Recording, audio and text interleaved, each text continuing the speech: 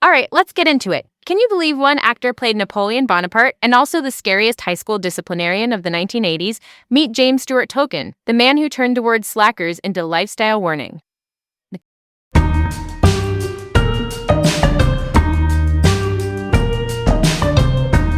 Hi, I'm Emma, and I am totally intrigued today. We're talking range, presence, and pop culture permanence.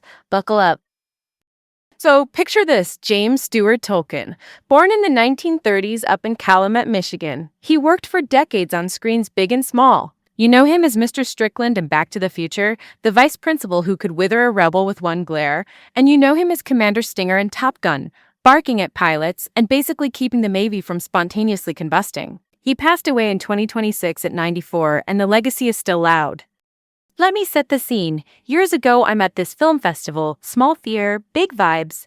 I spot James Tolkan near the lobby line and I freeze because, yes, Mr. Strickland is 3 feet from me and my inner teenager is suddenly late to class without a hall pass. I walk up and I blurt out, "I swear I was never a slacker." He just smiles, warm eyes, totally kind, zero intimidation. We chatted for a minute, and I thanked him for Stinger in Top Gun. Tom Cruise might be the poster boy, but Tolkien's the grown-up in the room. He nodded, almost shy, and made a light joke about people spelling his name wrong. Fun fact, he was sometimes credited as James Tolkan back in the day. The man who played history's most disciplined principal was, in person, generous and funny. It was this beautiful whiplash, the screen tyrant and the human sweetheart. Honestly, iconic. Okay, let's move on. Eli Five Time, a character actor, is the secret sauce in every movie. Not usually the headline star, but the person who steals the scene by being extra specific. Tolkan specialized in authority figures. Principals, commanders, district attorneys, FBI agents, judges, coaches. If the script needed backbone, he brought the steel. As Mr. Strickland, his catchphrase, slacker, was practically a sound effect for the 1980s. And as Stinger in 1986's Top Gun, he drops that line everyone quotes, "Your ego is writing checks your body can't cash." Military poetry.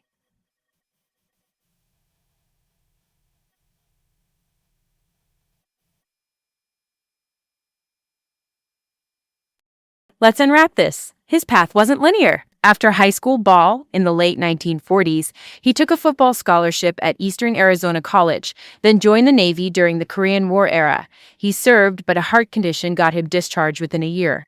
Big yikes for a young man on an athletic track, but plot twist, he pivots and studies drama at the University of Iowa in the 1950s. He graduates, and by the 1960s, he's on TV and in films, building a body of work with precision.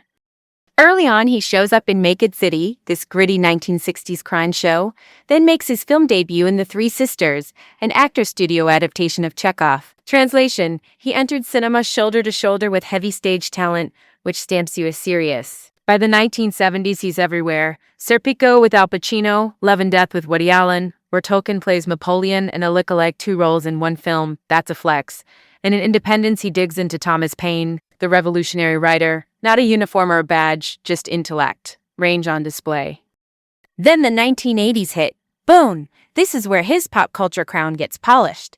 Back to the Future in 1985. Michael J. Fox as Marty, Christopher Lloyd as Doc, and Tolkan as the human firewall at Hill Valley High, the generational line in the sand. He calls Marty a slacker, calls George a slacker, even calls Biff a slacker under gunfire in Part 2, which is hilariously on brand.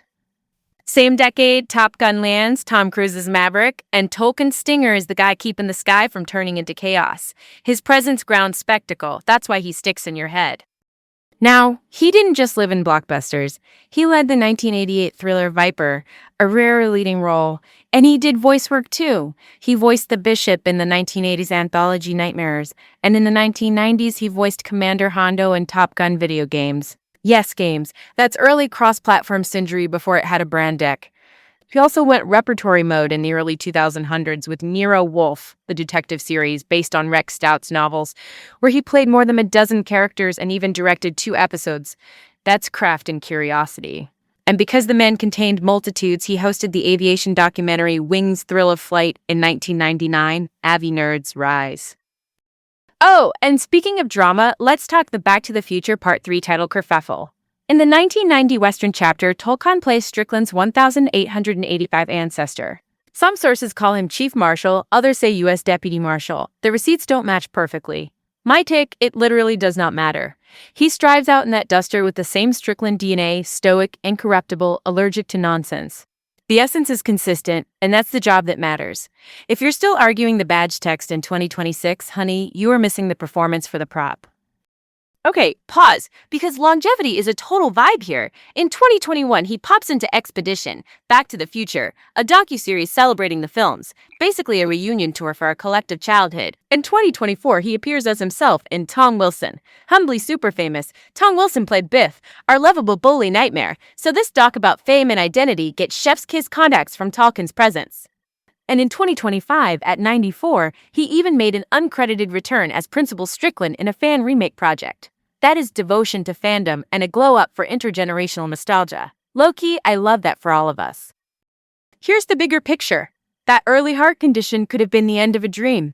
Instead, it was a pivot point that led him to a drama degree, to stage discipline, and to 6 decades of screen stories.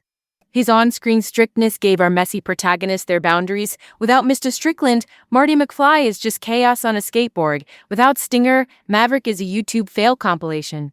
Authority isn't always sexy, but when Tolkan did it, it was cinematic ballast. He made idealism and swagger accountable, and that's why the movies work.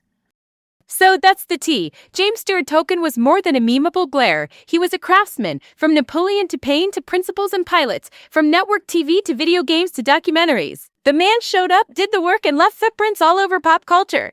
He passed in 2026 in Saranac like New York, but the energy is still here. Every time a teacher confiscates your phone, somewhere, a Strickland smirks. Next, we've got a juicy one. I'm diving into method acting, what it is, what it isn't, and when it becomes a PR stunt. Bring your receipts. So that's the tea, folks. Embrace your inner Strickland and keep those egos in check. Your body definitely can't cash those checks. Later.